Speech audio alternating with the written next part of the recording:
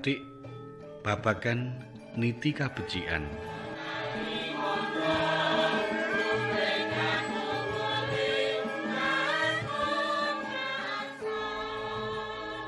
Om Swastiastu. Om Awignamastu Namo Sidam. Sahabat berbudaya, berjumpa lagi dengan saya Mujirah dalam tema 4 jenis golongan manusia melakukan bakti. Di dalam Bhagavad Gita bab 7 sloka 16. Catur Veda Bhajante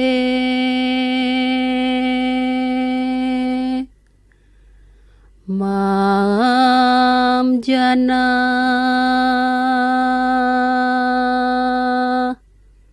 Sukritino Arju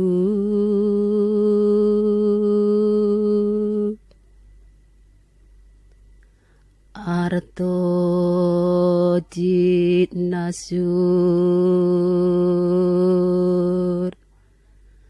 Artati Dani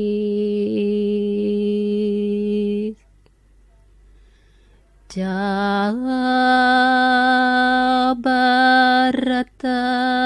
Sabah. Artinya, ada 4 macam orang yang baik hati yang memujaku, wahai Arjuna, yaitu mereka yang sengsara, mereka yang mengejar ilmu, mereka yang mengejar harta, dan yang berbudi, O Arjuna. Di dalam Bhagavad Gita tersebut menjelaskan mengapa Tuhan perlu kita dekati, mengapa Tuhan perlu kita puja. Bukankah Tuhan itu ada di mana-mana? Satu hal yang harus dipahami oleh manusia, bahwa agama dasarnya adalah keyakinan. Dengan dasar keyakinan inilah, kemudian manusia yakin bahwa yang ada didekati dan dipuja itu, yaitu yang maha kuasa, maha segala-galanya, serta bersifat maha pengasih, maha pengampun, dan sebagainya. Di samping itu kita menyadari bahwa manusia memiliki kelemahan, manusia memiliki keterbatasan. Setelah kita memiliki keyakinan bahwa Tuhan itu ada dan sadar akan kelemahan serta keterbatasan kita sebagai manusia, maka akan melahirkan sikap untuk mendekatkan diri dan memujanya. Inilah yang disebut dengan bakti, dengan sembahyang. Pada saat melakukan bakti atau sembahyang, pertama yang kita lakukan adalah melantunkan doa-doa pujaan, doa-doa pujian untuk mengagungkan dan menyanjung kemahakuasaannya. Yang kedua adalah menyampaikan segala permohonan, seperti permohonan keselamatan, panjang umur, atau permohonan agar dipermudah dalam mencari rezeki dan kesembuhan maupun sebagainya. Maka ada beberapa bentuk penerapan bakti sejati di dalam kehidupan. Yang pertama adalah mendengarkan sesuatu dengan baik, yang disebut srawanam. Srawanam adalah di mana umat mau dan mampu mendengarkan. Dalam hal ini, umat hendaknya meyakini dan mendengarkan sabda-sabda suci dari Tuhan yang tersurat maupun yang tersirat di dalam kitab suci, atau aturan-aturan kebaikan, atau aturan-aturan dalam upacara.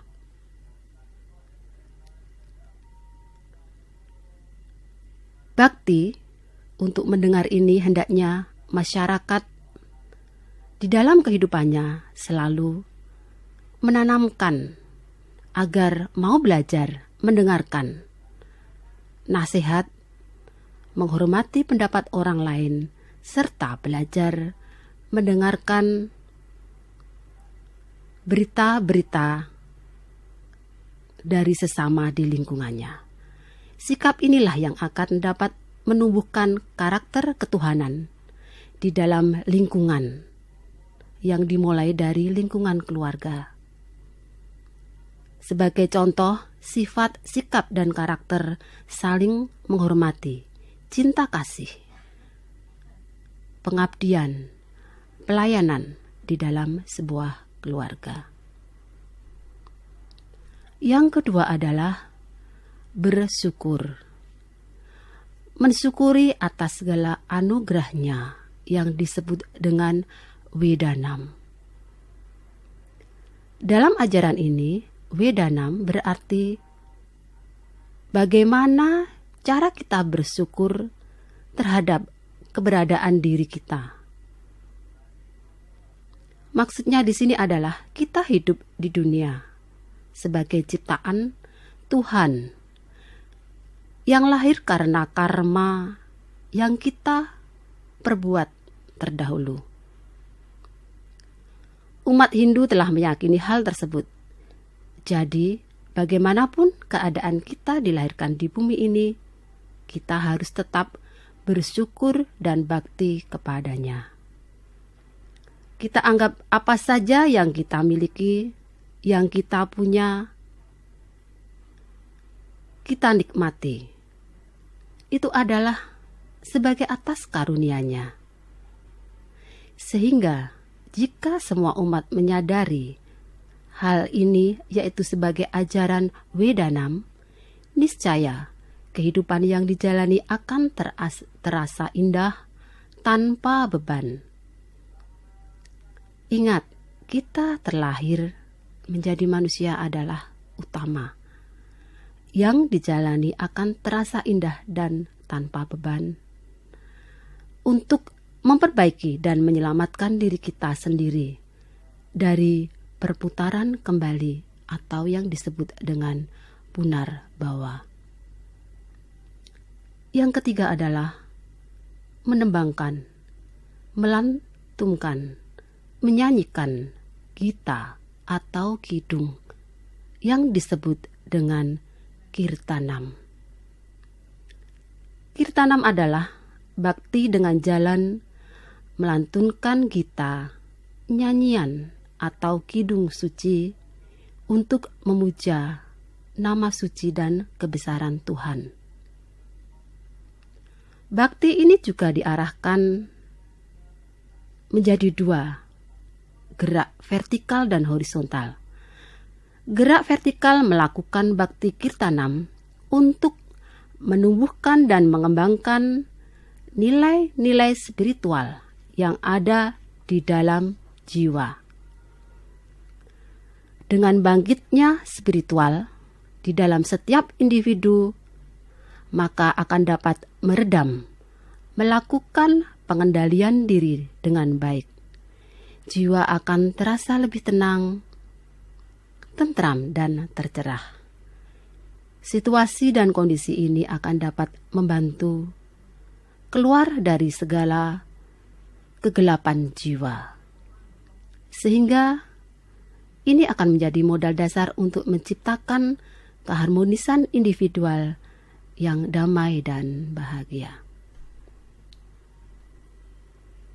Selanjutnya adalah gerak horizontal, bahwa masyarakat atau umat manusia berusaha selalu untuk melantunkan bakti kirtanam yang dapat menyejukkan perasaan hati orang lain di lingkungannya, kepada sesama atau anggota masyarakat yang lainnya, yang tidak hanya melantunkan dan melontarkan kritikan, namun bisa melatih diri agar dapat melakukan dalam kehidupan sehari-hari, melakukan pujian kepada Tuhan atau ide Sang Yang Widiwasa. Yang keempat adalah selalu mengingat nama Tuhan atau yang disebut dengan Semaranam. Semaranam adalah bakti dengan jalan mengingat. Bakti dengan cara mengingat ini adalah, pertama adalah menjalani dan menata kehidupan umat manusia. Sepatutnya dengan selalu melatih diri mengingat nama-nama Tuhan dengan segala kemahakuasaannya. Dan selalu melatih diri untuk mengingat sabda-sabda suci dari Tuhan kepada umat manusia yang dijadikan sebagai pegangan hidup di dalam dunia ini hingga nanti. Bakti ini apabila dikaitkan dengan isu-isu pluralisme, kemanusiaan, perdamaian, ataupun gender, maka sepatutnya masyarakat atau umat manusia selalu berusaha untuk mengingat kembali peristiwa-peristiwa atau tragedi-tragedi yang pernah terjadi, atau musibah, atau bencana alam, atau tindakan kekerasan antara lain, antara individu yang satu dengan individu yang lain, ataupun antar kelompok yang satu dengan kelompok yang lain, agar dapat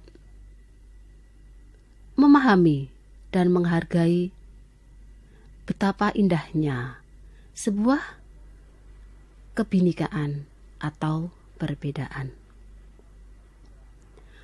Tentu harapannya dengan mengingat tragedi, dengan mengingat peristiwa-peristiwa yang pernah terjadi ataupun bencana yang pernah terjadi, yang diakibatkan itu umat manusia akan selalu mengingat sebagai bekal untuk mengevaluasi diri akan indahnya kebinekaan dan perbedaan. Apabila manusia mampu mengemasnya dalam satu bingkai, yaitu bingkai kebersamaan, bingkai persatuan, dan bingkai kedamaian. Yang kelima adalah menyembah, sujud, hormat di kaki Padma yang disebut dengan pada sewanam. Pada sewanam artinya melayani. Dalam hal ini, bagaimana cara kita melayani makhluk lain? Bagaimana cara kita bisa melayani orang lain? Pada Sena meyakini bahwa makhluk lain atau orang lain yang ada ini adalah sebagai perwujudan Tuhan. Misalnya saja, jika kita dapat melayani orang lain, baik orang yang sakit, orang yang tertimpa musibah, dan orang yang lagi membutuhkan pertolongan, itu sudah disebut dengan pada sewanam. Maka di dalam kehidupan ini masih ada orang yang belum bisa dan belum dapat mengaplikasikan ajaran Nawa Wida Bhakti yang disebut dengan pada sewanam ini. Pada sewanam adalah bakti dengan jalan menyembah, dengan jalan sujud. Bakti ini umat manusia menjalani dan menata kehidupan sepatutnya selalu sujud dan hormat kepada Tuhan. Hormat dan sujud terhadap sabda-sabda Tuhan. Maka manusia selalu belajar dan dapat menumbuhkan kesadaran untuk menghormati para pendahulu, para resi yang telah menurunkan kitab suci kepada kita sebagai umatnya. Oleh sebab itu, bakti perlu dilakukan agar kita sebagai umat manusia meyakini bahwa Tuhan adalah Maha segala-galanya, Maha pengasih, Maha pengampun, yang senantiasa kita puja.